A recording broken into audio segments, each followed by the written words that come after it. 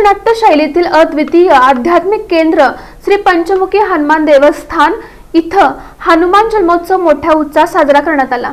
भावना ऋषीपेठ जुन्या वालचंद कॉलेज समोर वसलेलं श्री पंचमुखी हनुमान देवस्थानम हे केवळ मंदिर नसून भक्ती, श्रद्धा आणि आध्यात्मिक ऊर्जेचा अखंड प्रवाह असलेलं दैवी तीर्थक्षेत्र म्हणून ओळखलं जातं। महाराष्ट्रात एकमेव कृष्णवर्ण पश्चिमाभिमुखी आणि अश्वत्थ वृक्ष सहवासातील जागृत देवस्थान म्हणून याची ख्याती आहे।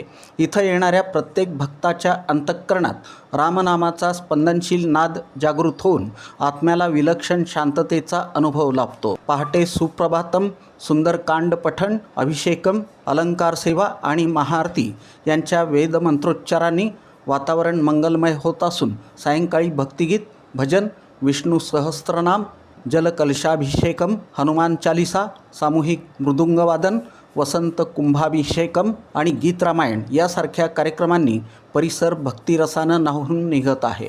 गुरुवारी 2 एप्रिल रोजी सकाळी सामूहिक सहस्त्र हनुमान चालीसा पठणाचा विशेष भक्तिमय उपक्रम आयोजित करण्यात आला होता। या निमित्तानं भक्तांची दर्शनासाठी मोठी गर्दी दिसून आली। भक्तांना प्रसादाचं वाटप करण्यात आलं।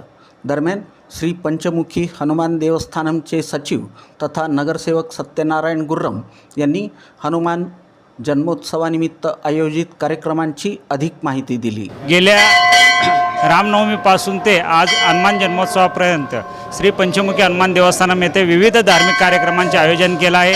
या धार्मिक कार्यक्रमासोबतच सामाजिक उपक्रमही आम्ही राबवित असतो। रामनवमीच्या दिवशी सीताराम कल्याणोत्सव आयोजित केला आहे।